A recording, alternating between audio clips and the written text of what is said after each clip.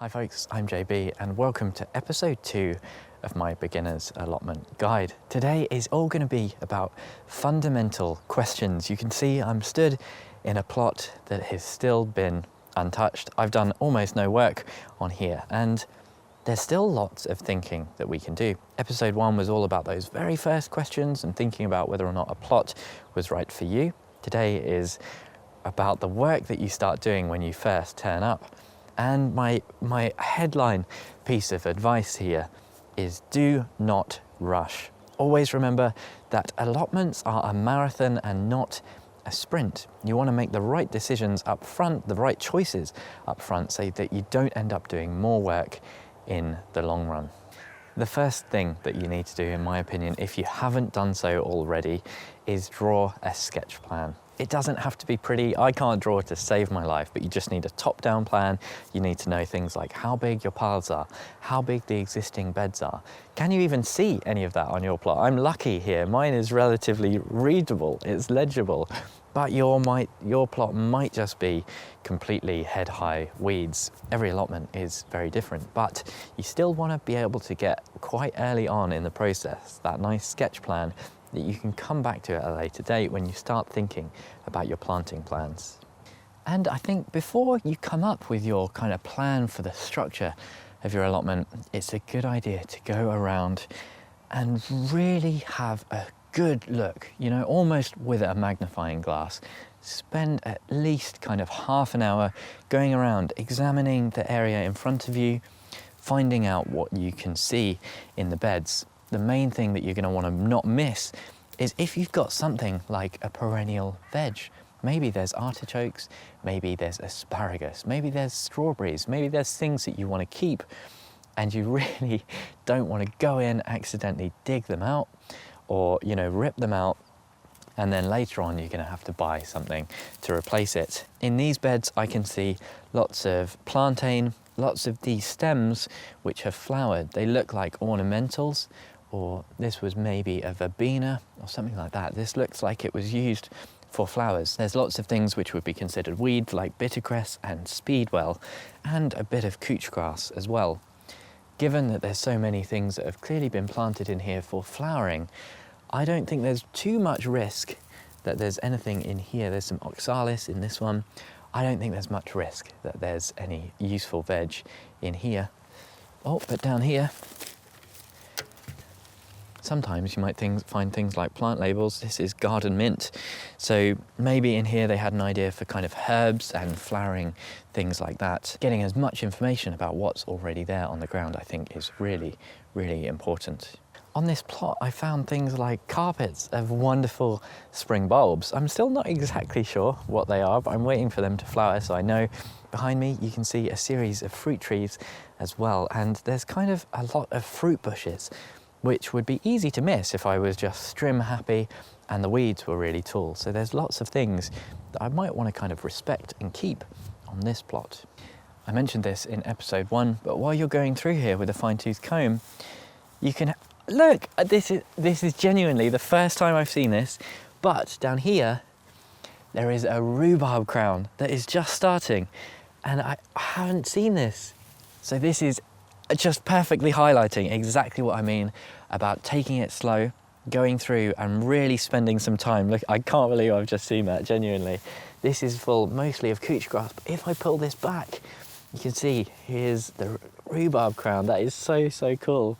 But what I was gonna say is you wanna be looking for weeds as well. So in here, once again, there's lots of speedwell. In here, some more bittercress, and they are very manageable. But there might be things kind of lurking that you can't see, especially if you've got things that have been covered up. Like here. This is a perfect example of couch grass, and I'll show you a close-up. What it does is it has these little bits that come out over the ground, and then it has a rhizome that travels underground, and you get more little grass shoots that will come out of there. So when you pull it up, you really want to get as much root as possible. Couch grass, not that big a problem, but you might find if you lift this up, you'll see lots of kind of white roots that might be something like bindweed or mare's tail. Oh, You might also find that they've used something really horrible, like a plastic that is not UV stable and is falling into just thousands of pieces. So with something like this, you don't want that plastic in your soil.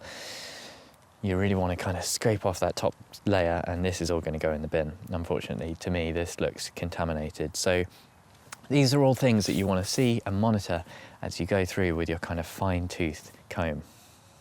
Now, something that's going to be really key to your kind of decisions and what you find on the allotment is what time of year you first start working on your allotment. I think generally speaking that winter is probably the best time to take on a plot, because you don't have to contend with the growth of weeds or anything like that when you're trying to whip it back into shape. But the benefit of taking on a plot around now at the very start of spring is that I can start to see things that might be perennial, things like rhubarb or artichokes that are starting to come back up out of the soil. So do bear that in mind. Do think about what time of year it is when you take on the plot. And at the end of the day, the plot is now yours. So if you do want to go ahead and rip everything out and just have a blank slate, you can do that. That is within your gift. So the thing I love about this series is that I'm doing this live. I'm giving you advice and I'm taking my own advice. So I now know that I need to go through with a fine-tooth comb and look at a few more of these beds. I might have some more interesting discoveries.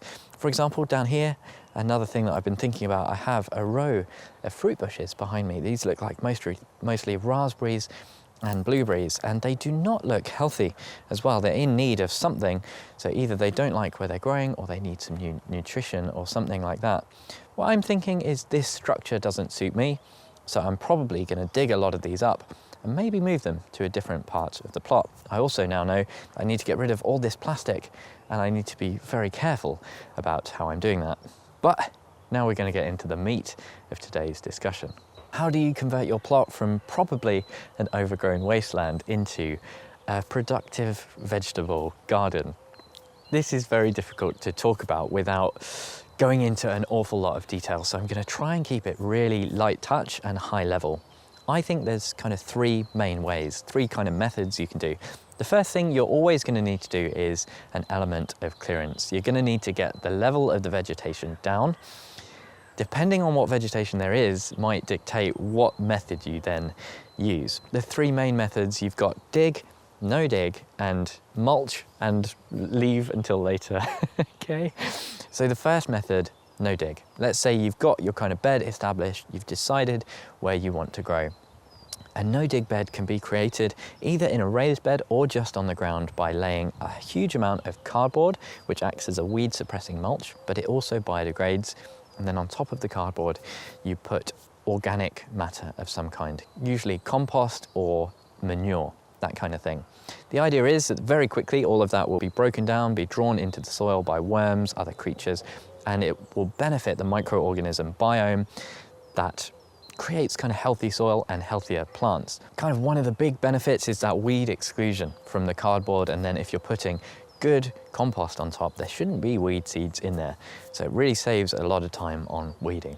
That's the good. It's relatively easy as well, you know, it's relatively easy work moving some cardboard and some compost. The bad, the drawback is that it's very difficult to get hold of that much compost when you're a beginner. You're almost definitely going to have to buy it in, which many people can't do. It's okay if you've got loads of compost that you've made yourself and you've got an established allotment, but for any beginner, it's unlikely you're going to have that. You might have some if you take on a new plot. You might have a kind of compost bay. I've got this behind me, but there is no way that I would deem this as good quality compost that I would create a no-dig bed with. What about digging? We're here in front of this bed, which looks like it might have actually been dug relatively recently. And I do think there's a few benefits to digging. It's very much a traditional method. It's maybe fallen out of fashion slightly now. But some of the good things about digging. So you get to have a picture of what's under your soil. I mean, here I can see that this has been dug, and there are so many stones, really large stones. And it's good to know what your soil is like. You also get a really good idea of the soil composition, whether or not it's heavy clay, loam or sand. and you get a pretty quick result. You can go from something that's quite weedy and horrible, and if you've only got to go in, you know, the depth of one fork and turn it over, you can really quickly turn over a bed.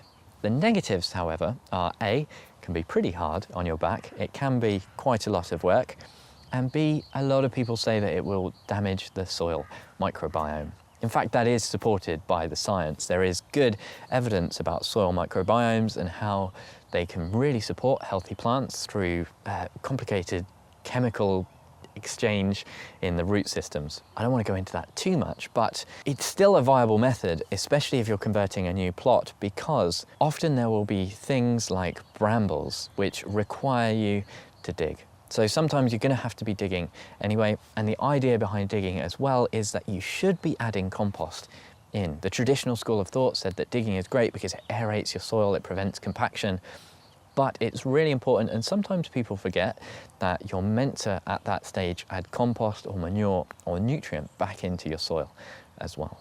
And then your third method. You can see here I have a boatload of cardboard, and I also have these large bags of manure. Now, my idea is to mostly go no dig on this new plot, and I'm able to do that because I was able to pay £3.50 a bag for this well-rotted horse manure. I do as well have absolutely loads of cardboard, and I really strongly encourage people, if you're finding it a bit overwhelming, just mulch. Mulch what you can't get to. Once again, this is really dependent on your season. So if you start in winter, then you have a whole few months, you have a whole kind of 4 or 5 months to get that plot either turned over, dug over, and have compost worked back in, or you can go no dig, cover it all, get all that compost on there, and then by spring it'll all be lovely and mixed in. But if you take on a plot in spring or summer, it's unlikely you're going to be able to do that unless you're really industrious, you've got lots of time or lots of money to buy all the compost in bulk at once. So what you can do, third method, get a boatload of compost, stick it down, wet it down, put something heavy on it, worry about it next season. Just aim to get maybe half of your plot into growing condition by either digging or no digging. And one thing to think about is the permanence of those decisions. I would say that no dig locks you into one of those decisions more than the others. Okay, you can start out by just mulching, you can dig quite easily, and you can go from either of those to no dig. If you start a no dig garden and you really put the time and effort and probably money into securing that compost, then you're not really going to want to dig it afterwards. So actually I lean towards more the digging side of things for starting a new plot. It does give you all that information. It allows you to find any pernicious weeds. You can dig out things like bindweed roots or mare's tail roots or anything else with a taproot, things like brambles too. But that said, I am going to be going no dig on this plot, and I'm very nervous about it because I think digging gives you a little bit of extra certainty. So do follow along and we'll see how this changes throughout the year. Another thing to consider though are your paths and your bed sizes. Pathing choices are a hilariously divisive topic for the gardening and allotment community, to be honest with you. I think so anyway. People get really heated. I would say that there are maybe 3 or 4 main options here. You've got grass, wood chip, slabs, or just a mulch, kind of a weed excluding matting. I personally love grass paths. Some people think I'm crazy for it though. The benefits of grass paths, lots of compost material. Okay, when you mow your grass paths, all of those grass clippings can go into your compost and really energize it. That's kind of the main benefit. I love the aesthetic as well of a grass path, a nice edged bed and a freshly mown path. I love that. But the downsides are, it's a lot of maintenance. It can get a bit out of control. It can be a reservoir for weeds. So if the grass grows too high, you get some weeds in there, they seed into your bed. It can be a lot of work to kind of keep the edging nice, especially if you don't have raised beds as well. Wood chip path is a very interesting topic. Under here, you can see that once upon a time, this was a wood chip path. And I think what they've done is just laid wood chip over the top of the earth. And what you end up with is just weeds coming through the wood chip. Really, if you want to do wood chip paths properly, I think you need a weed excluding membrane some kind of Mypex or something like that, and then a nice thick layer of wood chip on top of that to completely exclude the light. One of the benefits of the wood chip paths with that method is that over time those wood chips do actually compost down, and similar to the grass, you do get a nice compost material that can go back on your beds. I think you probably get less compost from that than you do from grass though, but that's just my guess. The drawback for wood chip is you obviously need a source, you need to top it up from time to time, and you need to put quite a lot of work into getting that weed excluding membrane. Personally for me, I don't love it. It doesn't feel very natural for me, but it's just completely personal preference. Once it's in, it should last a good number of years, and it's much lower maintenance than having to mow the grass every week or so in spring. And then of course, you can't overlook the possibility of getting slabs. This is fairly self-explanatory, but they are just fantastic. I've got a row here back in this kind of slightly tucked away part of my other plot behind my greenhouse, and they are good, they are very low maintenance, but you will still get lots of weed that starts to come up through the gaps if you haven't laid a membrane underneath them. So that's just something to be aware of. One thing about grass paths, it might seem like the easiest thing to stick with if they're just there, but think about if you've got transport. You know, do you have a mower? Can you store a mower on your allotment? Do you have to bring a strimmer up? Can you only bring a strimmer up once a month? If that's the case, then actually one of the lower maintenance methods and putting that effort in up front might be best. It's all about your own personal circumstances. I will be going no dig on this plot and keeping the grass paths, and I will as well be keeping the raised beds. I'm not traditionally a raised bed grower, and you know, we could do a whole video on raised beds, but the positives are that generally they have a slightly nicer microclimate, so they warm up a bit quicker than everything else. They're slightly easier to grow in because of that. You have normally a really nice growing medium inside. Obviously it depends what you put in, but kind of having that nice control of being able to start with really good quality compost is another brilliant benefit. They look nice. Raised beds, they do just look nice. They look really neat. If you've got grass paths, it's really easy to mow or trim right up to the edge. But some of the drawbacks, obviously the cost of timber. Using recycled timber is possible, but it's not going to have the longevity. So you need to put a lot of time and effort into building them and sourcing them and all that kind of thing. The other downside, other than maintenance as well, sometimes, you know, they'll fall apart and you need to rebuild them or treat them or coat the insides. The other thing is that some people say that they can be a real pest reservoir. So a reservoir for snails, they love to kind of use that kind of damp wood, and it provides a perfect shelter for them. I'm gonna be, for now, leaving the raised beds that are in here. They're not all fully completed, so they'll need a bit of tickling, but I think given that they're here already, it does just make sense to use them. So I've chucked a lot of food for thought at you there, a lot of decisions that you can make, but what I would say as a beginner is just think about what's gonna be the lowest effort for your first year or two. If it's your dream to have raised beds, you can work towards that, but you don't have to get them in the first year. You can do a few years of growing in the ground, and if you're not super well off, you can save a little bit here and there for, you know, purchasing that timber for raised beds, or you can take your time sourcing the second-hand timber and finding those little places where you can scavenge it. And one other thing to consider is how long the allotment has been left alone. This allotment was this has been used, you know, this is a well-used plot. I'm not sure that they had the best fertility in the soil looking at the growth, but it was in use. You know, my other allotment hadn't been touched for years and years. And if your allotment has been fallow for a really long time, fallow just means, you know, no one's taking harvest, it's doing its own thing, nature has kind of taken its course, you're probably gonna get a lot of beginner's luck when it comes to how much nutrient there is in the soil.